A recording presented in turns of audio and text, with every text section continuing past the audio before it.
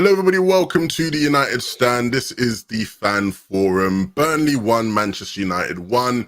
Another result that just isn't quite good enough, is it? Especially when there was at one point hope of getting top four, as my good friend Beth below me would tell you. This definitely doesn't help that at all. There's plenty to talk about in terms of performances, and just there's a lot. I'll say that there is a lot to get into. So we're gonna get right into it because, Kev, after the first half, I think many people thought this was going to be an easy ride. The first half, people were so excited, and then, bam, we come out second half, and it's just not what you want at all. They obviously get a goal, and you can't respond. What did you make of the game, Kev?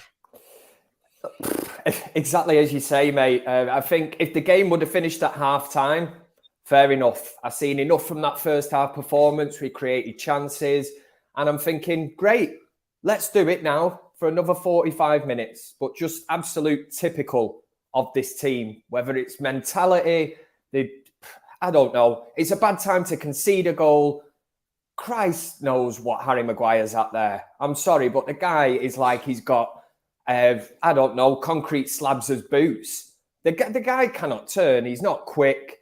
Rafael Varane is constantly covering him. And when Phil Jones comes on against Wolves and puts in a better performance than Harry Maguire ever has in a Manchester United shirt, it tells you all the problems. And this guy is the apparent leader of Manchester United. But I think, Levin, I've slid Friday after getting knocked out the FA Cup. You were low, and I think tonight, mate, I'm low. I'm the man who could have sunk that low. I could wear the top hat and walk under the snake's belly this evening because, honestly, if you don't laugh, I'll just end up crying. I don't even mind saying that. I'm just at that point now, kind of breaking point where I'm like, what is going on with this team? And why can we not get a performance for 90 minutes? Is it training? What have they been doing the last few years, this team? There was plus points at half time. The fact that they've equalised and it's Burnley, bottom of the league. I know they're fighting for their lives, but come on. We had chances in the first half. We want to talk about VAR. Maybe we'll get onto that. But no, when you're turning up for one half of football, it isn't sustainable. It's pretty goddamn embarrassing, to be honest. Fuming this evening. Yeah, understandable, man. Look, it's my job to try lift you up today. I would try lift up Jordan, but it seems like he's already got something there to do the job. Jordan, how you feeling tonight? You know, where did things sort of go wrong? What are you looking at? Are you even surprised at this point? I think is a great question to ask you. Listen, double shot of Bailey's in this coffee to try and liven me up because that absolutely just destroyed me. Like it's painful. It feels like if we don't blow a team away in the first 20, 25 minutes, then who knows what's going to happen. You know, those VAR decisions, you'd like to think over the course of a season, they even themselves out. We have had enough in the past that have gone in our favour. And as players and as professionals, they can't allow that to get their heads down. And I feel like to a degree, that's exactly what happened. I don't know if it's just you've got a number of players coming back from periods out, like your Pogba's, Sancho's had some time off and whatnot, but we just seem to just run out of steam. And it's not even like we're playing a full 45 to that intensity. You know, it's like 30, 35 minutes, and then we seem to be blowing and running out of ideas. It is disappointing. You know, I'm not going to throw shade at Rangnick. I felt like he actually went for it with some of the substitutions that he made. But we talk about the job that the new manager has to do when he comes in the summer, and it's a huge job. You know, we're talking about rebuild. Yes, we've spent £1 billion since Sir Alex retired, but I'm telling you now, we need to spend another 400 or 500 million on that team. It's shot to bits, guys. It really is. Yeah, and I think you sort of bring up a great point that I'll sort of carry on over to Beth here. Beth, I think a lot of people will feel that the players have really let Rangnick down. You know, a bit of better execution, maybe some luck with some of the goals we were disallowed, and you could very much make the case that Rangnick set up the team perfectly to go out there and win the game, and the players just couldn't get the job done. In particular, player you didn't want me to ask you about off air, but at some point we're going to have that conversation. Harry Maguire. with a huge mistake that ultimately led to their goal. And Kev was right. They didn't really have that many chances in that game, if we're being real. Like, they didn't have that many chances to actually go out there and beat us. But there was that error, and it led to the goal for them. At what point are we going to see the players start to really sort of step up and take their responsibility in these games when we need it, Beth? Exactly. It's in-game management, but I'm not talking about Ralph's in-game management. I'm talking about in-game management from the captain, from the whole team. We go out there first half. I saw your tweet as well saying, how have we turned into first half FC? It's so ironic. We used to be second half FC, now turning into first half FC. And I thought, do you know what? I thought I'm not going to lie, playing really good football, getting some really good chances. I thought Shaw and Sancho linked up really well down that left-hand side. Pogba as well started really brightly. And it was a shame we didn't score more goals. I've got to say, I thought the VAR decision and the reffing was horrendous. A very, very biased game. I thought if Burnley scored both of them goals, they would have been allowed it. They're a physical team. I just think they would have been allowed the goals to stand. We didn't. Unlucky. We still should have scored more. We still should have kept going. We still should have been defensively astute as well. And it's like there's a few problems. Problem is Maguire simply isn't good enough. I'm not saying it just because of this game. All season since we bought him, he's had a few good games, but for 80 million quid, you cannot. It's not his fault. He's 80 million quid, but I'm telling you now, if he wasn't 80 million, he wouldn't be starting for us in that team. I do actually think Lindelof is a better defender than him.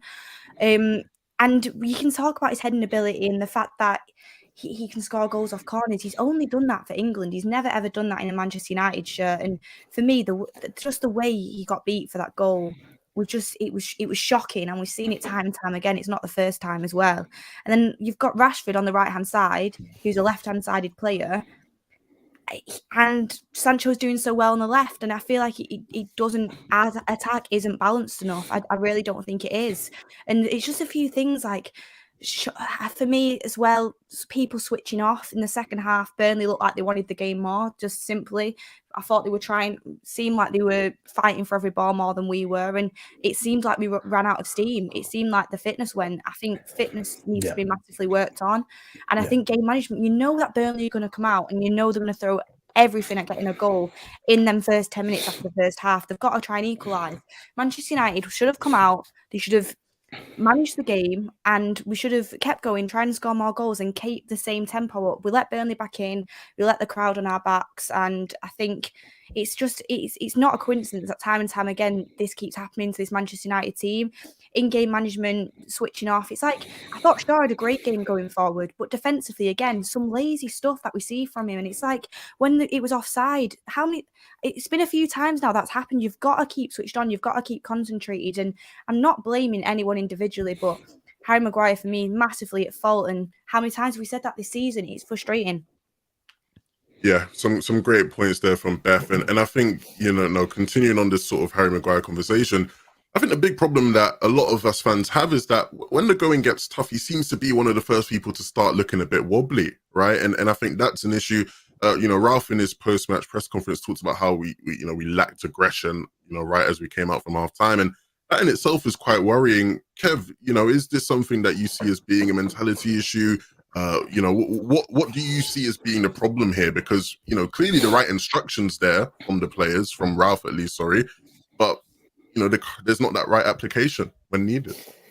I think, Levin, it is definitely a mentality issue, thrown in with the fact now that I totally agree with what Rangnick's done with this squad, and there's certain players left, the likes of Donny van der Beek, Martial, where he's at the minute, and the worry for me is we brought Ronaldo on this evening, but as a game changer and a strong squad to choose from now, when it's substitutions and looking, we've gone from having one of the strongest benches in the Premier League to one that's, we're looking at bringing Juan Mata on, against Middlesbrough, trying to get him to change a game. So today, I did think Rangnick was a little bit slow to react to the way that Burnley come out in the second half, but no doubt it's a mentality thing.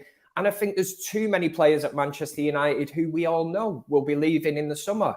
And I think that's a huge headache as well. Now, saying that, Paul Pogba has been really impressive. Certainly will not say anything about him, but I think we all know deep down that come the summer, he'll be moving on.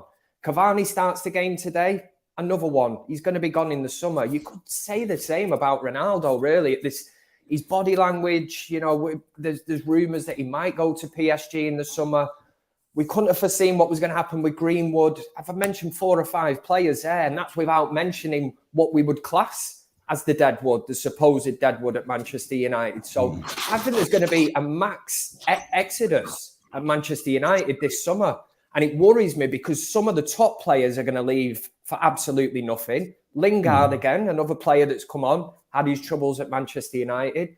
And how are Manchester United going to finance this and replace these players? And I'll say, I've seen a super chat just earlier at SS11 who said positivity, 5 points, and we're off 3rd place. I just had a quick look at the league table, and I love that, but I'm just going to counter it with total negativity. If Arsenal win their games in hand, they go above us. If Spurs win their 3 games in hand, they go above us. And Wolves that are in 8th, if they win their 2 games in hand, they go above us. And I'm looking at the Champions League, and we've spoke about it so many times. It's all about top 4, getting top 4. And then I think Jay put in the chat before about Europa League. At this rate, we won't even make the Europa League. I wouldn't even want to make it anyway, but that is how bad things could get for Manchester United this season. Some firm points there. Jordan, you know, I'll come to you on this. It's depressing. I'm trying to keep a smile on my face. I know they're going to come and they're going to be saying, Levin smile. Look. Jordan. Jeez, Kev. The post-match interview with Ralph, right? The post-match interview with Ralph, he was sort of, when he mentioned the fact that we lacked the aggression needed to sort of go out there and start the second half, he was actually asked by the interview, so like, what do you think we can do to fix it? And I think the question did sort of catch him off guard there. And so I'll just bring it to you, right? You're not the manager, but, what do you think we need to do now? Because ultimately, right, there is still games we play that gets much tougher position. If we can't be trusted to go out there in the second half and just, put that bit of effort, that extra bit of concentration, as Kev said, where are we going to end up on the table by the end of the season? I said this a couple of weeks ago. I said, when I think I was on a show with you, Levin, and everyone was like, oh, are we going to finish in top 4? I said, listen, stop the chat about top 4 and start looking behind us, because there are teams that are running up behind us that are going to overtake us, and we're going to have a big problem. And I think Kev makes a really good point. Although that last speech was dark and has dragged me to pure doom on a Tuesday night, I think he's right. I think there are a lot of players there who have mentally checked out. Because you look at the last 2 games, and Rangnick's gone strong in the FA Cup, and strong again tonight. And tonight's draw feels like another loss, to be honest. It's two draws that are both basically losses. And you look at these run of fixtures. If we can't get through these run of fixtures, what are we going to do in March? Because the big boys are coming in March.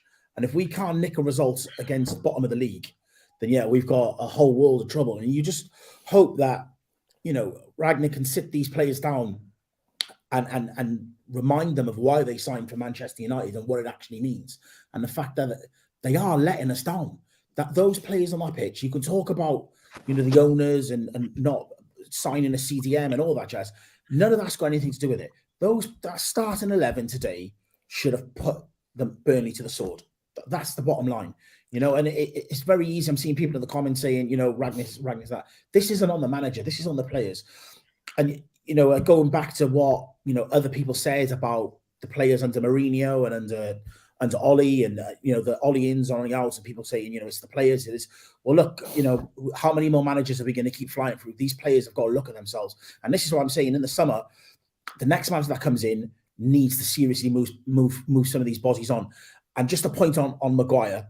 Maguire's not Ragnick signing, and he's not the next manager signing. He's a player that we inherited, and he is not good enough. He is not good enough to get us to where we want to be. He's not good enough to be our captain, and he's not good enough to be in the starting 11. And a new manager that comes in has to be strong enough to say to that board, this guy is not right. And we need to make a decision, and I'm going to put it out there, controversial as it is, we need to sell him as soon as possible, because otherwise, that 80 million, we are going to struggle to get half of it back if we don't make a decision soon. What do you reckon you get for him, Jordan? 82 serious note. 82 pence. I was just looking at Ben Mee and Taros. I can't even say his name. And I was like, it's just, the thing is, he just cannot play in a back four the way that Manchester United need to play. And it's just as simple as that. And his weakness, which is pace and getting, and he turns like he's running through quicksand. Like that, you can't have that when you're playing for Manchester United. You just simply, you can't have that as your weakness as a defender. You just can't do it. You can't do it. Like, look at Varane next to Maguire. And it's night and day for me. It really, really is. And it's so frustrating. And yeah, it feels like under Redknapp as well, we're not conceding at nowhere near as many chances as we were. But that one chance that we do concede, or either De Gea has to make a worldie save, or we concede it. And it's like, how many chances did Burnley really have today? Weren't that many. It wasn't, compared to how much we attacked them in the first half. And you expect that from a Manchester United team, but the drop off in the second half, again, in-game management, fitness, mentality, it's frustrating. And there's a few things as well that aren't working in that team for me. I think we're carrying a few people, if I'm being honest. But Sancho, great form, and Pogba as well. He's going to leave, and I honestly don't blame him. I don't blame him. I think he's come back into the team really, really strong. I think obviously there's still some fitness issues there, but I mean, I think McTominay is doing the best he can as a CDM. I think he actually has stepped up quite well, but he's still just not quite at the level that we need, and it's frustrating. It's like when we take McTominay off, we have to bring in Lingard on for McTominay. It's just there's no depth there. Do you know what, guys? You know, when we were linked to buying Maguire, and at the time, you know, I'm guilty. I don't know anybody else in the comments, but he just had a great tournament for England and so forth. But before that, I don't know if you remember, we were actually linked to bringing back Johnny Evans at the time. I'm telling you now, we'd be in a better position if we brought back Johnny Evans. I wish we would have gotten Koulibaly, to be fair. That was my guy. Yeah, but that was the guy. And again, going back to with Mourinho, when they give him the new contract, they should have realised they had to spend money and back him. He wanted a defender. What we did is we give that money to Ollie, and look where we are now. We should have brought back Johnny Evans at that time. I agree with his comment as well, saying about, I mean, sure, he had a good game today. I thought going forward he was great, but he is usually the person that is playing the attacker on side. He needs to switch on in that position, because you just can't switch off as a defender like that. You honestly can't. And just some things from, I do feel like sometimes he was switching off and maybe wasn't putting everything into getting back the way that he should have been. Yeah, I think there was a lot of switching off, all over the pitch as well. And we'll talk more about some of the problems we had, and I'll come right back to you, Beth, actually, because, you mentioned, being able to sort of manage the game, right? And one thing that I think was very obvious, and we end up talking about every game, I thought it was really prevalent in this one, was just the fact that we really sort of just lacked the person in midfield to really slow the tempo of the game down, right? Really just sort of have control, right? If there's anybody who watches football outside of the Premier League, and if you've ever watched, Real Madrid and, over the years, you watch Toni Kroos playing in Real Madrid's team, they play by him. Like, they literally play by his pace, right? And there'll be games when he just has the ability from deep to just slow everything down. And, we sort of lacked that today. We sort of, we just didn't have that ability to really just take control of the game, kill it off, and just sort of neutralize Burnley, and that's obviously something that we know we need to improve on. We know we need to bring someone in there. In terms of the construct of the midfield, of course, yeah, this game's sad, doom and gloom, right? This is probably going to be our midfield moving forward. Is this something that you think is actually going to work? Like, how are we going to do against the teams who are actually much better than Burnley are now, Beth? Well, this is the thing. In big games like that we've got coming up in March, you're just not going to be able to do it with them free midfield, I don't think. I don't know, though, because it's like you look at Fred coming back in, and I think to myself, does he offer anything more? He just doesn't. We just don't have that player that we need in midfield. It's simple as that. We just don't. And it's like, I do think McTominay's improved under Ralph Rangnick. I don't think he's a CDM, but the last two games, I think first half he's been very, very, very good. Second half, he seemed to fade away. It's like today, start of that second half. Do you really believe he's been very good? I think in the first half, yeah, both games in the first half. But in the second half, he's completely disappeared. And do you know what? He's not a good enough CDM to play for us. He's just not. But for what he has been, I think he's done well in the first half of the last 2 games. But we're talking about Middlesbrough and Burnley here. Middlesbrough and Burnley, who we've both drawn with, and Burnley, the bottom of the Premier League. Doesn't matter if they've got games in hand or what, the bottom of the Premier League, and it simply isn't going to work against the bigger teams. And in the second half today, when we needed to carry on that performance and we needed to slow the game down, like Levin said, and we needed to pick our times to slow the game down, kill Burnley off, get the crowd quiet. We needed to pick the times to get forward and get the goal. That midfield with McTominay in there, no fault of his own, he's not a CDM. It just does not work. It doesn't. Yeah, but yes. Oh, I don't know, Beth. I don't want to. I think he's played well in the first half of the last 2 games. I really do, considering what he is. No, I think the last time he played Burnley, I thought he played well, and I thought the game was set up for him to push on, shoot from edge of the box, and really be that, just playing in between the lines a bit. But today, I don't think he did anything at all. Nothing. I think he was. I think in the midfield in the first half he was physical and he got the ball back, and he wasn't amazing. I'm not saying he was, but I think he's played better than he has done for quite a lot of times I've seen him. What did you think, Kev? I love the way you just brought me in there. I'm basing this game at half time today. I didn't think anybody was bad. I think it's the reflection of the 45 minutes that followed that has made certain players look out. You know, I wouldn't have said Harry Maguire was disastrous in the first half. It's just they've come out in the second half and all of a sudden his mistake of the fact that he can't turn, it takes him about 10 minutes to turn 360 degrees, has gone against him. But it's a massive turning point of the game. And we've been here before.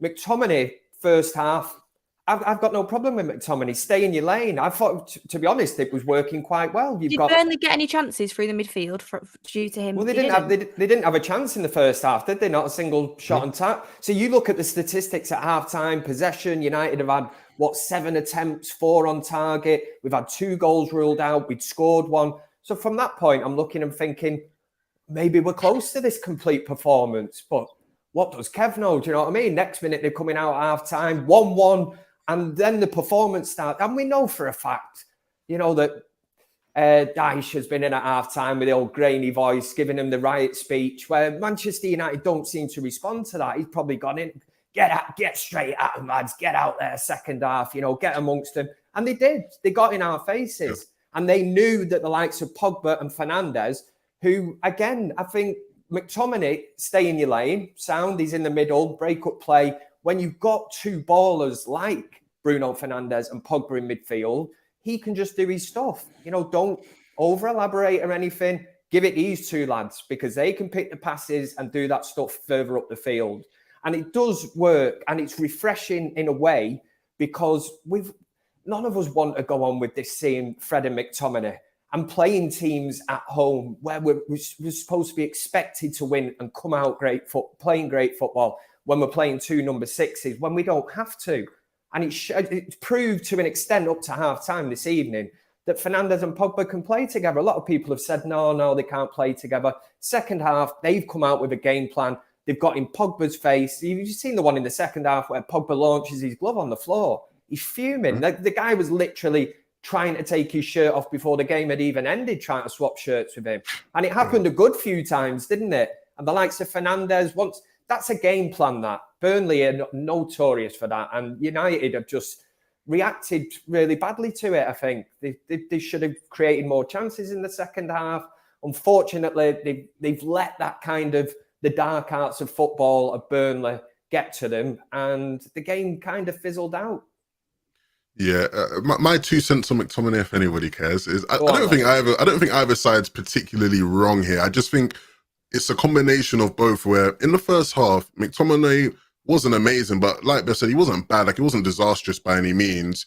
I think, but he was still very much limited in the ways we know he is as a DM. The only difference in the first half and the second half was that in the first half, it was fine because Shaw and Delo were both very influential in progressing the ball. So nobody really noticed, or at least if you didn't care, obviously some people just watched Scott to see how bad he is, but nobody was really noticing Scott not being able to move the ball forward because Shaw was doing it most of the time, or Delo was doing it, or somebody else was doing it. Whereas in the second half, when some of those guys did fall off and maybe weren't as effective, you do start to notice it a lot more, especially when we're in a scenario where we are trying to kill off the game and we want somebody maybe who is a bit more expansive in that sense. So Look, it The thing wasn't. is, though, in the first half, I do think he did move the ball out of midfield. I'm not even Scott McTominay's biggest fan, but I just think when you look at the way his second half compared to his first half on both occasions of the last two games have been different. First half in Middlesbrough and first half in Burnley, for me, he wasn't doing it all massively, but he was getting in positions to pass the ball.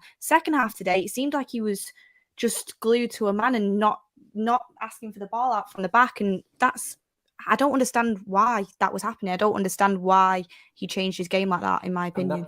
That has been a main problem of ours at Manchester United. I think somebody might mention Michael Carrick earlier. When did Manchester United sign Michael Carrick? Was it about 2004, around that kind of era? We've never replaced Michael Carrick at Manchester United. Never. Well, do you know what? People say McTominay isn't good, which I don't agree is good enough to be our CDM at Manchester United. Who else are you playing in this game today? Who else are you playing there? Yeah, I'm not saying. I don't think anyone's saying that. What I would say. Oh no, Jordan, go ahead. No, I was just saying. No, I'm not saying, and I don't know why we're turning this. Yeah, I don't know why we're talking. Yeah, it's just come up. But what I would say is, I'm not sitting around saying he should have started. This person started. There really isn't any other options. But just in my opinion, I just don't think he's a good footballer. I really don't. A squad player at best. But week in, week out, too many times I've seen him play and he's bin juice. I just don't think he offers enough in the engine room that is our midfield for us to be able to move into the top four. However, I think there's a number of other players with bigger reputations that are in the same bracket. They're just not giving us enough, guys. I agree with that. I don't think he's good enough if we're going to do what we want to do and for the future. I think he is a squad player, but at the moment we've got no other option. And I don't think he's massive. He wasn't the reason why we lost today, though. No, so let's stop talking about it. And I think that's where we should end it, because I do agree. I don't think Scott McTominay was the reason we lost that game. And I apologize to the people, like myself deep down. I don't know why we ended. I think I actually started it, so apologies. But I don't know why we ended up on a big Scott McTominay round, because you're right. He wasn't ultimately the reason why we've lost this game. And look, guys, I know it might be hard. Yeah, guys, if you're new around here, Beth and Jordan, they sort of have this like rivalry going on where they do just sort of argue back and forth. I just think it's unfair. He constantly gets I don't think he's good enough, but he does get scapegoated a lot. He's not good enough. He's not good enough, but he gets scapegoated a lot. Stop defending him. He's not good enough. He wasn't the reason we lost the game today. He wasn't. Okay. Anyway, move on.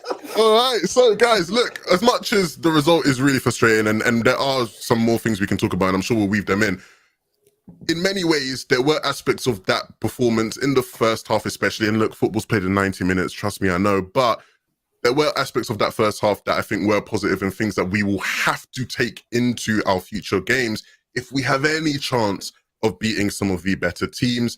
And so I want to discuss these things, and I want to start off by discussing one of my personal favourite players, South London bias, Jadon Sancho. Jadon Sancho, you know, off of a Middlesbrough performance that I thought was quite impressive. You know, he came out today and he looked, you know, pretty lively. You know, had some of the players on toast a couple times here and there. That left-hand side in general, the combinations on that side were really sort of delightful to watch in that first half.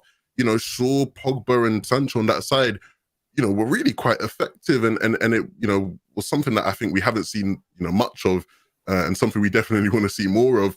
Kevin, I'll come to you. You know, is this something to sort of build off of now? I know a lot of people, you know, really want to see Sancho more so on the right, but if things are working on the left with Shaw and Pogba there, do you think that's something we should, you know, continue to build around?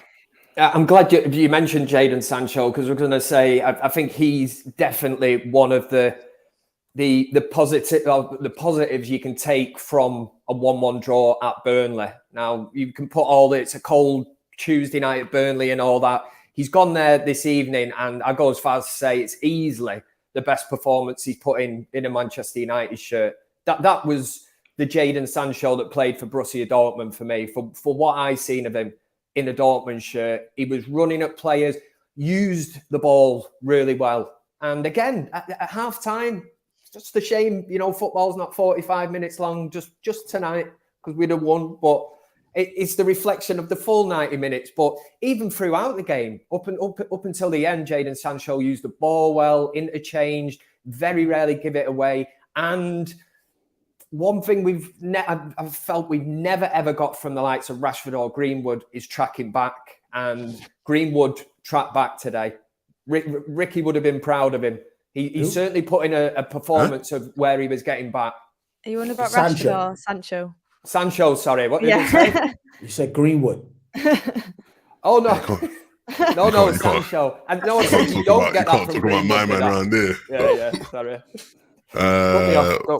Yeah, you know what? Moving on. I'm sure I said Sancho, but yes, I obviously meant Sancho. Yeah, we know what you meant. Jordan. Wow. What a night. Jordan, what did you make of Sancho's performance today? Yeah. I definitely feel he's one player that through these last couple of games is growing into it and starting to express himself. I think when he first came, we just wanted him to sort of, take the handbrake off and just be that explosive player that we've seen in those games for Dortmund. And I definitely feel like we're starting to see that. I can't remember what minute it was, but he twisted 3 defenders up on the far side, and I was just like, that's the winger we're looking for. That's the player we're looking for. So he definitely seems to be growing in confidence. But unfortunately, it just seems to be players around him just don't seem to have the same confidence that he's showing at the moment. I think I don't think Cavani played that well. I don't know what everyone's thoughts are on it. To be honest, I'm going to say something again controversial. I don't think he's played that well this season, to be honest. I don't think you're wrong on that, to be fair. Yeah, I feel like we bent over backwards to convince him to stay. I don't know if signing Ronaldo has put his nose out of joint that he's not the main man up top, but yeah, I understand Ragnick's reasons, tactical for starting him, and on paper you look at his skill set, you think, yeah, Cavani's the right guy, but I don't think he gave us a lot today. Yeah, and that's weird actually, because I wouldn't have never thought that would phase him. Of course, he had the whole number thing maybe and maybe not being a main man. But when you actually look at last season, even when it was just Martial, for half the season, Cavani wasn't used as like the main guy. But yet when he came in, he would always put in like a really solid job. And that's why eventually, we all really wanted him to be the main guy. But no, I didn't think he was, particularly amazing. I'll ask you about how you thought he played, Beth, but also, speak on Jadon Sancho as well and what you thought about, his role on that left-hand side. The thing is with Cavani, and I agree with some of the comments that are coming as well, last season I thought he was great for the games he played for us. I really did. I thought he couldn't really fault him. This season, I think his best games have been off the bench, influencing games off the bench. I agree with the comments that are coming in. When you start him, he's not really had the same impact that he's had last season. I think he should be coming off the bench. It's like today, I thought maybe him and Ronaldo actually would have played well together, possibly. I thought Ronaldo should have been starting. I was disappointed when he didn't start. I understood it, though. I understood the decision when Ralph explained it. But I do think Ronaldo off the back of that last game, and I feel like some of the moments today in the first half, Ronaldo could have got a few goals, but you can't fault Ralph's decision. But I do think Cavani should be used off the bench. He's going at the end of the season, and he's made that clear. And he's not always going to be available for us because we know he likes to look after himself, and he's not going to be available every game. And I think you've got to go with Ronaldo as a leading striker and bring Cavani off to influence games the way that we did against West Ham. I thought that worked really well in that sense. And then coming to Jadon Sancho, honestly, I've been waiting for this form all season because I knew that it was going to happen at some point. A lot of people were writing him off. And I just knew from watching him at Dortmund and in the past that he was going to come good. And it's a shame that it's when we're going for a rough patch. But I thought Middlesbrough played very, very well. And I thought, great, let's carry this on to Burnley. And today as well, he was excellent. Exactly what you want your winger to be. Just like the Middlesbrough game, he could have got a few more assists today. And I thought he made great decisions on the ball, kept possession really, really well. Very good in tight spaces. His link up with Pogba and Shaw was great. They seemed to be on the same wavelength, him and Pogba, quite a lot of the time. And then when he went onto the right hand side as well, I still thought he was doing well. You can tell that he needs to build his fitness up just a little bit, just to carry on like the runs he was making. And his first touch is incredible as well in intense situations. He doesn't get fazed by it like some other players that we have in situations where they have a player run it, then the ball's coming to him, it can bounce off them, run into the player.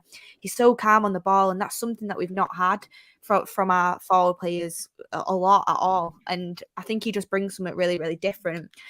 Him and Shaw were linking up very well on the left-hand side, which is questionable because we did buy him to be a right winger. And despite I feel like Rashford's more creative on the right.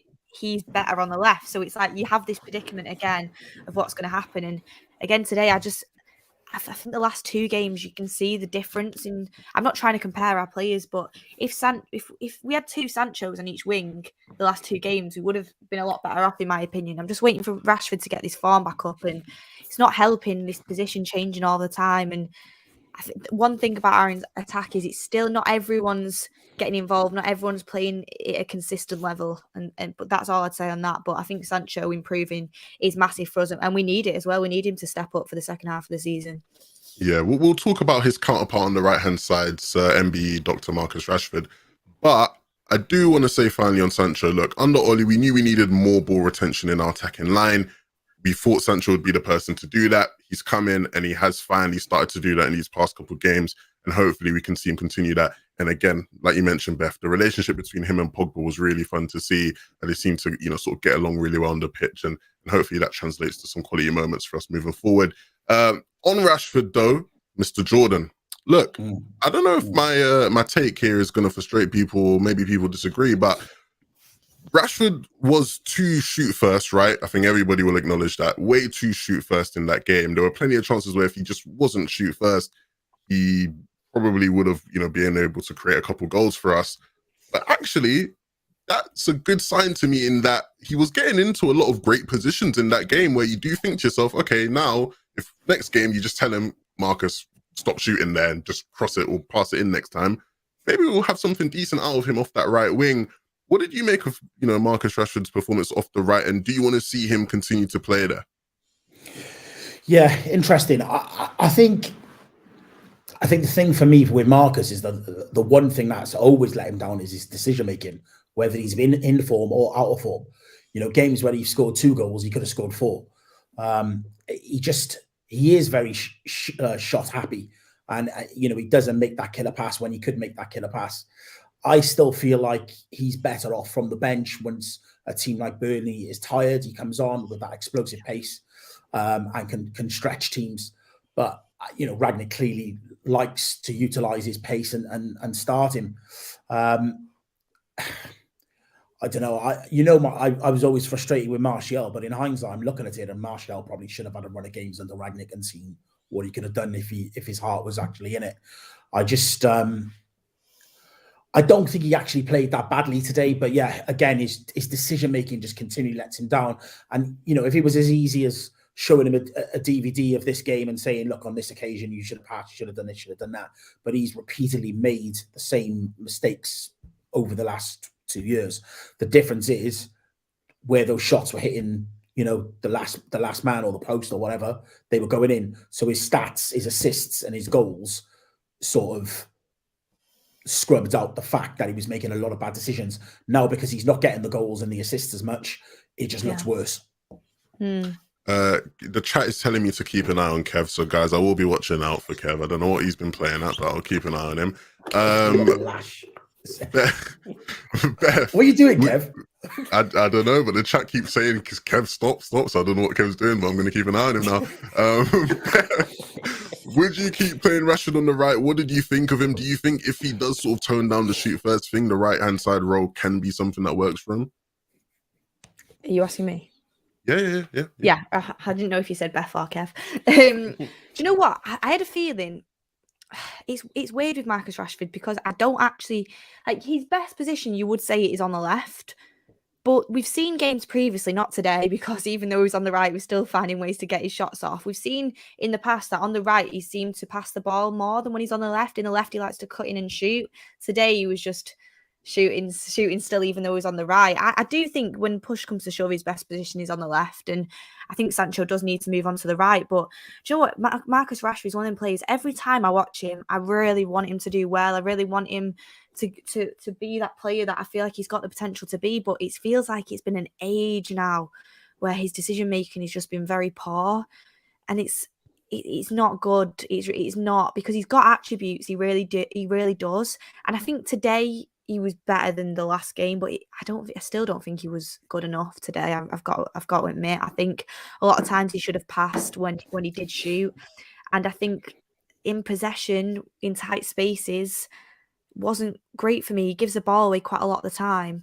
But I hope he kicks on. I hope he does progress. But at the moment, Marcus Rashford for me, it's hard because if we still did have Martial, I'd be playing Martial on the left and Sancho on the right. I know it's not as much pace, but how many times today did he get in because of his pace? Not many.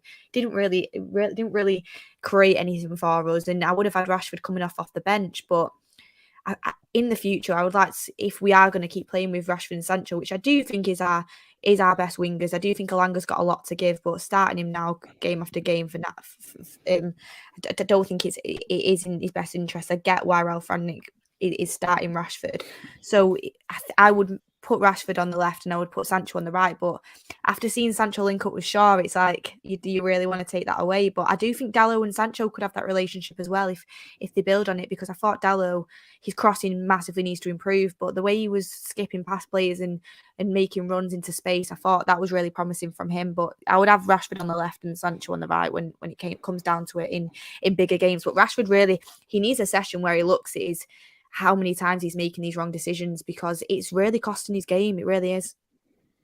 Yeah. He could get into better positions to shoot as well if he just passed it and passed it back. Yeah. I definitely think he needs to sort of, look at some of the areas where he is trying to take shots, because there have definitely been better options there a lot of the time, especially in this game.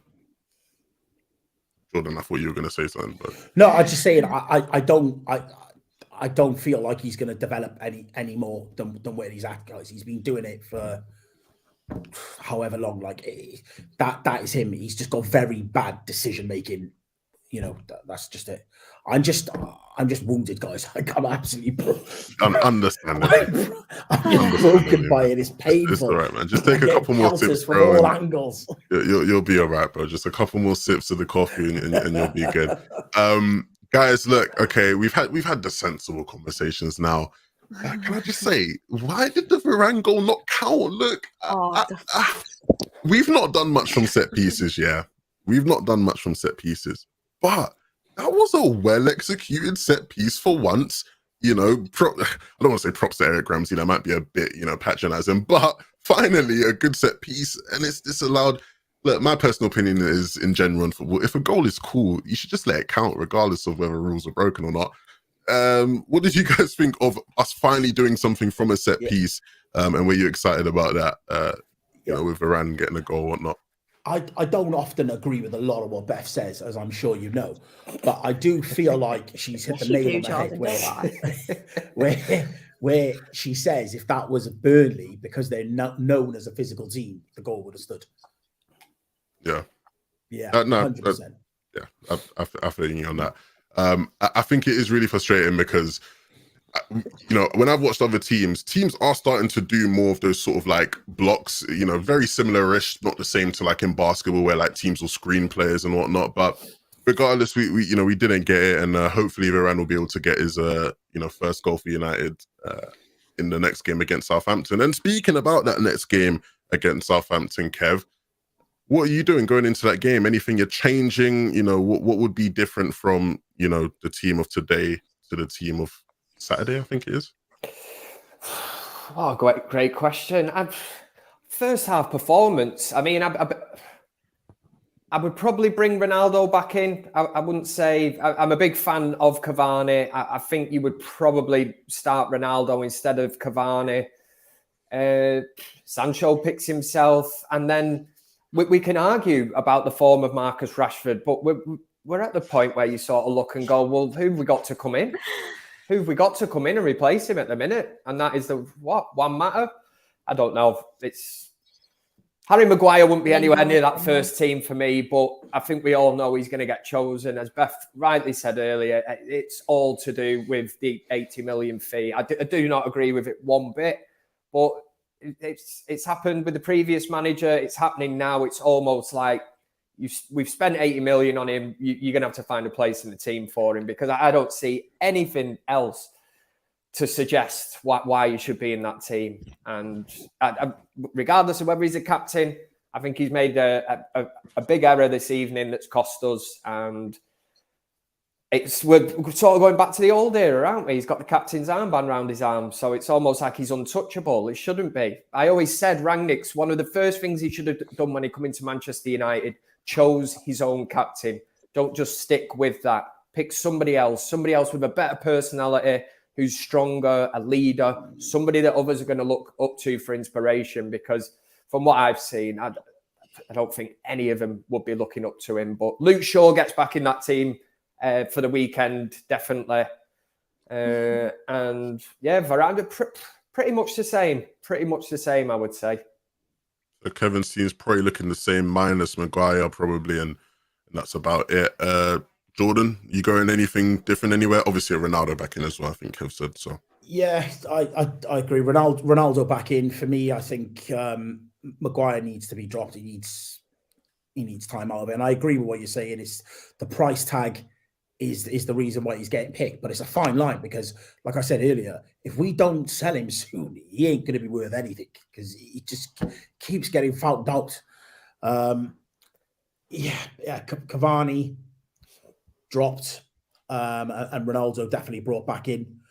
And like you said, we're the only club that can go from having too many players to suddenly not enough. And I think the team now kind of picks itself. Like Beth was saying earlier, you look at McTominay. You know, yeah, he's not the best, but there's nobody pushing him for his place. So, you know, again, what changes can you make? You know, we're very limited on what we can do. Yeah, it was interesting, Beth, right? Because when the game, you know, when we did start to get late into the game, Pogba ended up actually being like the lone six, you know, and I think that's very telling of obviously the options we have available in the team. But I actually thought it was a big shame just because I think Pogba's one of the few people you'd look at and go, he can make a big impact in the final third when it comes to it, but he was just so restricted to having to sort of sit back the way a DM would. You know, obviously our options aren't looking great, so I'm guessing there probably wouldn't be much changes to your team either going into that Southampton game. But you know, what would you change if you could? This is a problem as well. The lack of CDM and midfield options you have is forcing players out of position so many times. You're not seeing the best of McTominay, you're not seeing the best of Pogba if you're going to put him back into that role. And in the last half an hour of the game, you would have liked to have him higher up the pitch. You just would have liked, but there was no options. So I understand it, and it's just unfortunate that we don't have them options. But looking at the next game, for me, Maguire has to be dropped. He just has to. And do you know what? Ralph's dropped him before Lindelof's. Unfortunately, his house got broken into, didn't it? It was really obviously a shame that happened. But he did drop him, so I think he's got it in him again. And I do like Ralph, and I trust that hopefully that might happen. I won't put money on it, but hopefully we'll see that happen. And then, I mean, still Tellers and Shaw for me is like that, but I'm assuming Tellers won't be recovered anyway, so Shaw stays in. And I think yeah, you just go again with that team. You've got not really much option looking at the bench, to be honest with you, and looking at the depth that we have. I actually forgot to mention. And the first half we did play well. Rhythm as a dancer. Anthony Elanga, I forgot to mention him then, actually. I suppose if we're questioning Rashford's form of this evening, he'll certainly do. Rangnick likes him, doesn't he? You know, he could certainly do a job on the left, and Sancho definitely, after this evening's performance, has talked his way into that team for the weekend, no doubt. Is there a road back for Wan-Bissaka into that team? Good question. Nah, I didn't think the low was amazing in the second half, but at the same time, I didn't think anybody was amazing in the second half. And in the first half, I think he did show glimpses of why he is in the team over Wan-Bissaka. So yeah, sorry, Aaron. I feel like Dallow's like he's not polished yet. He's got back into the team. He's playing well, but there's areas he does need to improve. But still, as an overall right back in the style I personally would like us to play, I prefer him over Wan-Bissaka. He's crossing massively needs work, and sometimes you catch him doing things where you're like, oh, if with a bit more experience and more training, like hopefully that'll get coached out of you. But the way he controls the ball, moves the ball through the midfield as well, I think he's a better option in my opinion when you're looking at the balance of the team. Yeah, no disagreements there. Guys, I'll be real. I was going to say something and then I forgot because somebody mentioned the low. So I've completely lost my train of thought. So I'm Sorry, going to it's keep my talking fault. until somebody picks me up here because I'm trying to remember what I was going to say. It was really important.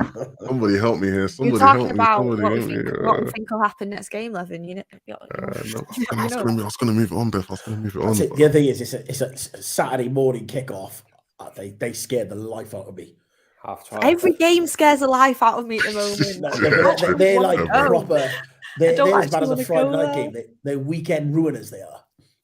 You lose Yeah, that they game, the are. whole weekend's done. And we're at home, aren't we, as well? Yeah. Oh, brilliant. I'm fuming about last time I was at home as well. Don't even get me started. Are you still Southampton. searching that Is head, Levin? Southampton Yeah. as well? Well, guys, it's been an absolute pleasure. You know, wasn't the result we wanted, but hopefully we've been able to give you a laugh, a smile, something to just take your mind off of what was a pretty disappointing result. Can't wait to see all the stories that come up throughout the week. God, I really wish I could remember what I was going to say, but honestly, I'm sure it was a banging point as well. But Grandpa Levin, as people are saying in chat, thank you for all the super chats as well, guys. I've tried to bring up all of them on the screen here. We got, you know, maybe one final one here from Cads. Guys, where can the people find you if they want to debate with you? Look, Beth, if people want to argue with you about McTominay, where can they find you on social media? Is at BethTMUSC on Twitter and Beth Tucker on Instagram. Kev, if the people want to, you know, make you do weird things on shows, where can they let you know? Yeah, I'm available for parties and all that. At Kevin Ashford7 on Twitter and Kevin Ashford7 on Instagram. Vancam or Man United Vancam, you can search that on YouTube if you want to have a look at that. And can I just say that everybody, you were asking me earlier, but the comment section this evening has actually cheered me right up. So that's the one positive I can take from this evening is Jadon Sancho's performance and the comment section was absolutely mint. That's what I was laughing at, smiling. Nice. Do you know what? I defend one player and suddenly, apparently, I'm in love with him. I mean, come on, guys. Honestly, Beth, it's funny because all the things you were saying today about McTominay are all things I've said on shows before. And so I was just sort of letting you take the heat for this one. It's fine. You know, it happens. Nobody cares now. Jordan, where can the people find you, my friend? At Jordan Valleys UK Instagram, at Jordan Valleys on Twitter. And big up everybody that backs me in my battles against Beth each and every show. Thank you, my people. You know what, Jordan? You're starting to build up a cult following here. You know, people really were riding for you today in the chat. I was seeing it. Yeah, They it's really because he were. went with the easy target, which is McTominay. They're my dogs. So, They're my dogs. They look after me. I love it. I love it when these two on the show. Look, if you want to tell me I'm old because I forget stuff, you can tell me at Levin2K on basically any social media. It's been a pleasure. Be sure to check out all of the fan cams or vlogs or whatever on the channel. I'm sure Adam is doing a brilliant job there. Couldn't envy him right now. Sometimes I feel bad for Adam and the job he has to do, but he does a brilliant job regardless. We will see you guys all very, very soon. Good night.